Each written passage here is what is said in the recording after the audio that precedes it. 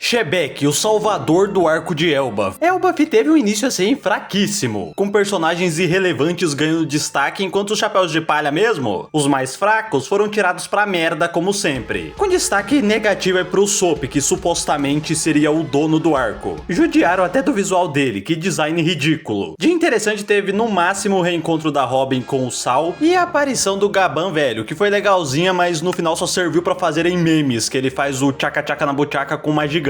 Ser chamado de devorador de montanhas por destruir montanhas desde o princípio não me parecia muito lógico. Os acontecimentos mais interessantes foram um novo grupo de vilões aparecendo pela primeira vez. Os Cavaleiros Sagrados, que antes disso só foram mencionados. Liderados por Shamrock, o irmão do Shanks, cujo encontro deste com o Luffy era aguardado desde o momento em que ele foi revelado como o gêmeo do Shanks. Uma das teorias aí de One Piece que eu achava uma merda. Se tornou realidade e eu não sei muito bem o que pensar ainda. Mas ele, querendo provar seu grau de parentesco com o Ruivo, caso a aparência idêntica deles não fosse o suficiente já, ele sumiu no meio do arco levando junto uma das poucas coisas que me cativaram, já que o resto dos cavaleiros são os lixos. Acho que até os Tobiropo de Wano eram mais interessantes como um grupo individualmente melhor desenvolvidos. E visualmente eram mais cativantes também. Que designs xoxos. Fora o Shamrock, a Gunko é a mais interessantezinha ali. Me chamou a atenção por ter uma ligação com o Brook e tudo mais, que é um personagem cuja última vez em que ele foi bem utilizado em um arco, já vão fazer uns 8 anos. Mas olha o naipe dessa mina, o Oda deve estar proibido de fazer um design decente desde o ano, puta merda. Egghead Elbaf tem um dos character design mais desgraçados que eu já vi na minha vida. E os bons são repetidos. O do Flamingo gigante com chifre e um doppelganger do Shanks. Sim, Oda, uma mina com um casaco, boina e um coturno enrolada em faixa só de calcinha não é legal. O Oda nem disfarça mais as taradices dele. Eu torço pra que a forma definitiva de Mu não seja de uma mulher. Senão só Deus sabe o que o Oda pode fazer. Vai ser igual aquelas thumbs super sugestivas que aparecem de vez em quando no YouTube, onde Mu é uma mulher bem afeiçoada que não gosta de usar roupas. E claro, a aparição mais interessante na ausência do Shamrock é o Loki, o irmão do Hairujin, que também foi bem decepcionante, já que ele apanha e fica fora de jogo. Então assim, pode ser que ele fique dormindo mesmo, enquanto o geral morre. Mesmo assim, ele é um personagem legal e a narração de quando ele nasce é boa pra caramba. Tanto que eu li mentalmente com a voz do dublador do narrador de Hunter x Hunter. As pequenas mãos do príncipe de Elbaf, estendidas ao ar, jamais sentiram o calor de outra mão. O maior e mais doloroso infortúnio que pode recair sobre alguém neste mundo é ter sua existência negada por sua própria mãe no exato instante em que nasce. Eu imaginei até a musiquinha. Ele decide contar a história de como o pai dele morreu, já que todos pensam que ele foi o responsável. Mas isso não é verdade, e ele planeja contar a verdade pro seu irmão e todos os presentes ali, que convenientemente são os personagens do bem mais poderosos, enquanto o restante dos gigantes e do bando do Luffy estão lá em cima se fudendo.